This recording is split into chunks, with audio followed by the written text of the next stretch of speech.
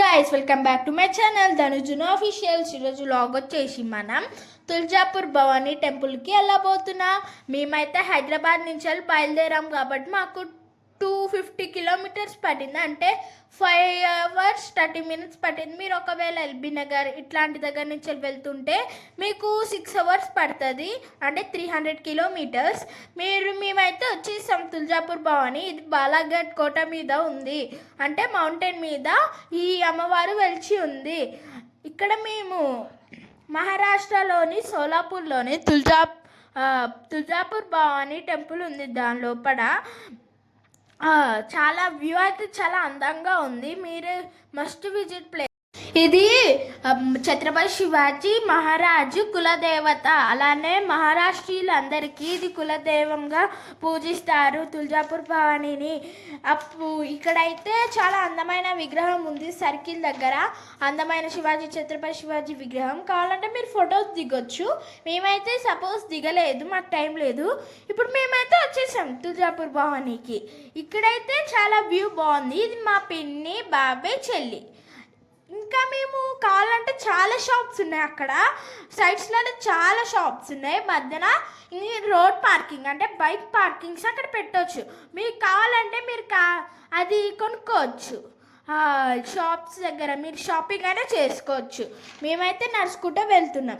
ఇక్కడ మేము సమ్మర్కి వెళ్ళినాం కాబట్టి ఇక్కడ వ్యూ కనిపించదు, ఎందుకంటే మ్యాచ్ ఇచ్చారు సమ్మర్ టైంలో. అదే మీరు రైనీ సీజన్లో అయితే బాగుండదు.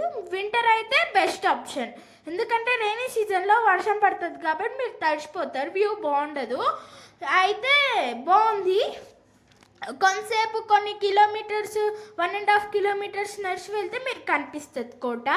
ఈ కోటనేమో ఇది సేమ్ కోటలోకి అడుగు పెట్టినట్టుంది, గుడి లెక్కనే లేదు. ఎంట్రన్స్ చాలా బాగుందన్నమాట, గేట్ మొత్తం. మేమైతే లోపలికి వెళ్తుంటేనేమో మాకు తాబేళ్ళు కనిపించాయి. మాకైతే తెలీదు ఎక్కడ చూసిన తాబేళ్ళు ఎందుకున్నాయో. మీరు కావాలంటే కామెంట్ చేయండి ప్లీజ్. మేము అలా వెళ్తుంటే అక్కడ కోనేరు ఉంటుంది, మేమైతే విజిట్ చేయలేదు. మేము మ్యాప్స్ అక్కడ కూడా వేసిరు కాబట్టి మేము వ్యూ చూడలేకపోయినాం. మీరు కావాలంటే వింటర్ సీజన్లో వస్తే మీకు మొత్తం క్లారిటీగా కనిపిస్తుంది. మేమైతే నెక్స్ట్ లైన్లో నిలబడ్డాం, ఎందుకంటే కోనేరు ఏంటంటే ఇక్కడ ఒక నంది విగ్రహం నుంచి కోనేరు నీళ్ళు అలా వస్తూనే ఉంటుంది. టోటల్ 365 days వస్తూనే ఉంటాయి కంటిన్యూస్గా. ఈవెన్ సైంటిస్టులు కూడా కనిపెట్టలేని నీళ్ళు ఇవి. ఇక్కడ మహారాష్ట్రీయులు అందరూ దీన్ని గంగా నీళ్ళుగా పవిత్రంగా భావిస్తారు. ఈవెన్ అక్కడున్న శివలింగం ఉంది, అక్కడ ఒక శివలింగం ఉంది. మీరు కావాలంటే ఆ నీళ్ళని తీసుకుపోయి ఆ శివలింగానికి అభిషేకం చేయొచ్చు. చాలా బాగుంది. ఇది చాలా చిన్నగా ఉంది ఎంట్రన్స్, ఒక్క మనిషికి పట్టేటట్టు మాత్రమే ఉంది. సో ఒక్కొక్కరు వెళ్ళొచ్చు దీంట్లోకి. బాగుంది. నీళ్ళు మాత్రం ఎక్కడి నుంచి వస్తున్నాయి ఈవెన్ సైంటిస్టులకు కూడా తెలియదంట. మీరు దాన్ని కాలు చేతులు ఇంకా తల మీద వేసుకోవాలి. ఓకే, నెక్స్ట్ దీన్ని గోమూత్ర తీర్థం అంటారు, గోముఖ తీర్థం అంటారు. మేమైతే ఇక్కడ కొన్ని ఫొటోస్ దిగినాం. ఆడ నుంచి బయటకు రాగానే మేము ఒక విగ్రహం, గణేశుడిది విగ్రహం చూసాం. అలా లోపలికి వెళ్తే మేము అమ్మవారి ద్వారంది చూసాము, చాలా బాగుంది. ఇక్కడ నవరాత్రులు అప్పుడు ఇక్కడ చాలా బాగుంటుంది. ఇక్కడ అసలు నడవడానికి ప్లేసే ఉండదు, చాలామంది వస్తారు నవరాత్రులు. హోల్ మహారాష్ట్ర స్టేట్ మొత్తం వస్తారు. మేమైతే ఫోర్ ఫ్లోర్స్, అంటే టోటల్ 4 floors ఉన్నాయి దర్శనానికి. మీరు కావాలంటే మాకు 2 hours పట్టింది, ఎందుకంటే మేము వీకెండ్స్లో వచ్చాం కాబట్టి సండే టైమ్స్. మీరు వస్తే వీకెండ్స్ కాకుండా లైక్ మండే ట్యూస్డే ఇట్లా రావాలి. ఇక్కడైతే చాలా లైన్ ఉంది. మాకు దాదాపుగా 2.5-3.5 hours పట్టింది మాకైతే. మీకు తొందరగా దర్శనం చేసుకోవాలంటే మీరు తొందరగా, అంటే మండే టైమ్స్ వీకెండ్స్ కాకుండా నార్మల్ టైమ్స్లో వస్తే బాగుంటుంది. ఇక్కడ మళ్ళీ చాలా లైన్ ఉంది. మేమైతే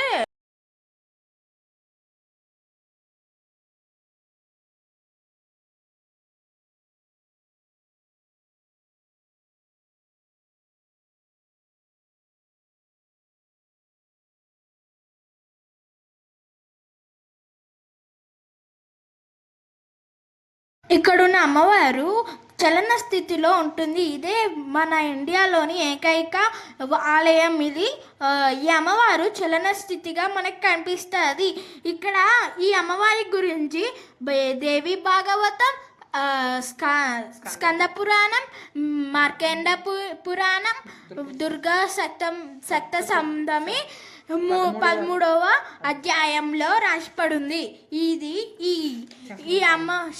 ఈ అమ్మవారిని శంకరాచార్యులు ప్రతిష్ఠించారు. ఈ అమ్మవారి మొత్తం రాగి చెక్కుడుతో, నల్ల రాతితో చెక్కబడి ఉంది. ఇక్కడ ఈ అమ్మవారి కథని మనం విందామా? స్థల పురాణం విందామా? మన ఇక్కడున్న స్థల పురాణం విందామా గైస్? ఇక్కడ కృతయుగంలో కర్దమ అనే బ్రాహ్మణుడు ఉండేవాడు. తన భార్య అయిన అనుభూతి చాలా అందగత్తే. ఇక్కడ భర్త చనిపోగానే అప్పటి కాలంలో ఒక రూల్ ఉండేది. భర్త చనిపోగానే భార్యని కూడా చంపేస్తారు. కాబట్టి కర్దమ్మ చనిపోగానే భార్య అయిన అనుభూతి తన చేతుల పైన కూర్చొని ఉంది. అప్పుడే ఆకాశం నుంచి ఒక మాట వినిపించింది, పిల్లలున్న తల్లి ఎప్పుడు చనిపోదు అనగానే అనుభూతి తన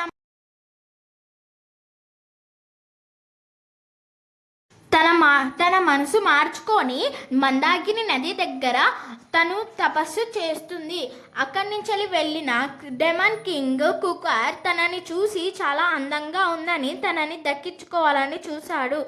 కానీ ఆమెనేమో దక్కించుకోవాలని తీసుకోపోయేగా ఆమెనేమో అమ్మవారిని వేడుకుంది. దాని తర్వాత అమ్మవారు ప్రత్యక్షమయ్యి డెమాన్ కింగ్ని చంపేసింది. ఇదే గర్ల్స్ కదా. నెక్స్ట్ చింతామణి రాయి అప్పటి కాలంలో అతనిని అంటే ఛత్రపతి శివాజీ మహారాజు యుద్ధానికి వెళ్ళే ముందు ఈ చింతామణి రాయిని అడిగేవాడు. ఏంటంటే ఎడమ వైపు తిరిగితే అంటే వెళ్ళొద్దని, కుడివైపు తిరిగితే వెళ్ళమని, ఎటు తిరగకపోతే ఎక్కడ ఇంకా కష్టపడాలి అని అర్థం. దాన్ని బట్టి ఛత్రపతి శివాజీ యుద్ధానికి బయలుదేరేవాడు. ఈ అమ్మవారు తొందరగా ప్రత్యక్షమయ్యి తన భక్తుల కోరికలను నెరవేరుస్తుంది. కాబట్టి దీన్ని తొందరగా అనేది మరాఠీలో తుల్జా అంటే, అందుకే దీనికి తుల్జాపూర్ భవానీగా పేరు పొందింది. ఇంకా మేమైతే మా టూర్ అయితే అయిపోయింది కాబట్టి మేము షాపింగ్ చేసాం. మీకు ఒకవేళ ఈ వీడియో నచ్చితే లైక్, షేర్, సబ్స్క్రైబ్ చేసుకోండి. అలానే కింద ఉన్న కామెంట్ ఇంకా బెల్ ఐకాన్ కూడా క్లిక్ చేసుకోండి. ఇక్కడితో మన